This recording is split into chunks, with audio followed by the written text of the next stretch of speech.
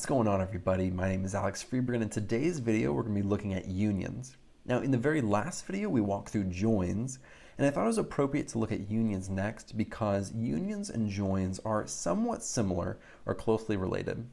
And that's because in both instances they're combining two tables to create one output. Now, what's the difference? The difference is that a join combines both tables based off a common column. And in the last video that was the employee ID. So in both tables we had an employee ID, and when you're selecting your data, you have to choose either to only select one employee ID, or you can choose both employee IDs, but they're in separate columns. And with a union, you're actually able to select all the data from both tables and put it into one output where all the data is in each column and not separated out, and you don't have to choose which table you're choosing it from. Now, that may not have made 100% sense, but let's look at it real quick in stages. So let's go down here and let's actually join this table together and see what we get.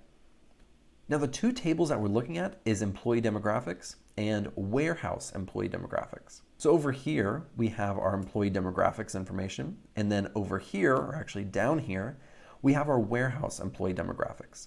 Now, right now I'm doing a full outer join, so we're looking at all the data, and if we were to pull this in to an Excel spreadsheet, we could just copy this and paste it over here, and we would be good to go.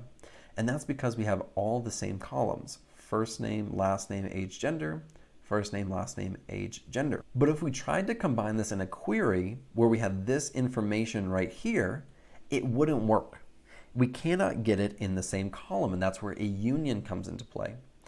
So let's go back up here and let's actually run both of these.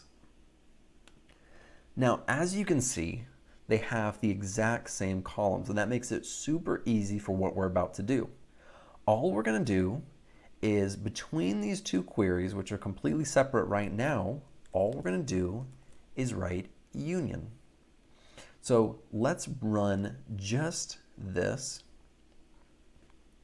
Now, because of the union, you can look down here, and the information that used to be in the other table, which were in separate columns, are now added down below in the exact same order. Now, Daryl Philbin was actually in both tables. And the reason he isn't showing up multiple times is because this union is actually taking out and removing the duplicates, kind of like a distinct statement. Now, there's actually another thing called union all, and if we do union all, it is going to show us all of the information regardless if it is a duplicate or not. So let's run that real quick, and they are both there, but let's order by, and let's do employee ID. So now let's run it, and as you can see right here, these are exact duplicates, and so the union got rid of it because they were the exact same, but the union all kept it in because it is showing just the data as is.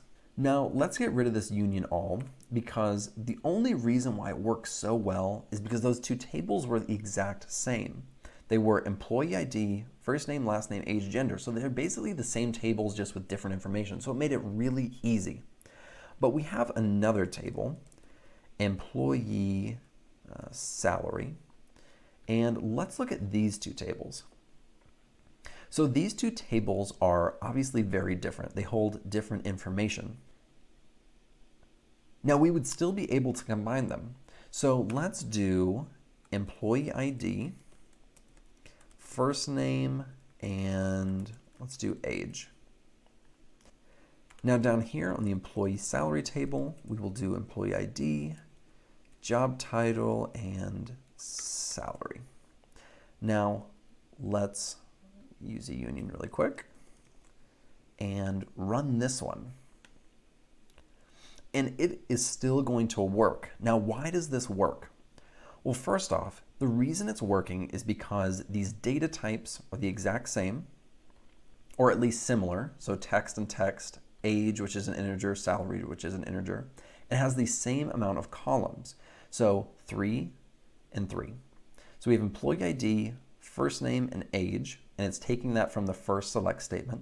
And it's still using a union to take the data from the second select statement. So it's still inserting this information. Now this is not what you want to do, because right here we have first name and it's salesman, salesman, and then in our age we have 30, 45,000, and 45,000 is obviously not an age. So you want to be careful when you're using a union to combine two separate tables and make sure that the data you're selecting is the same. In the very next video, we're going to be walking through case statements. Thank you guys so much for joining me. I really appreciate it. If you like this type of content, be sure to subscribe below, and I'll see you in the next video.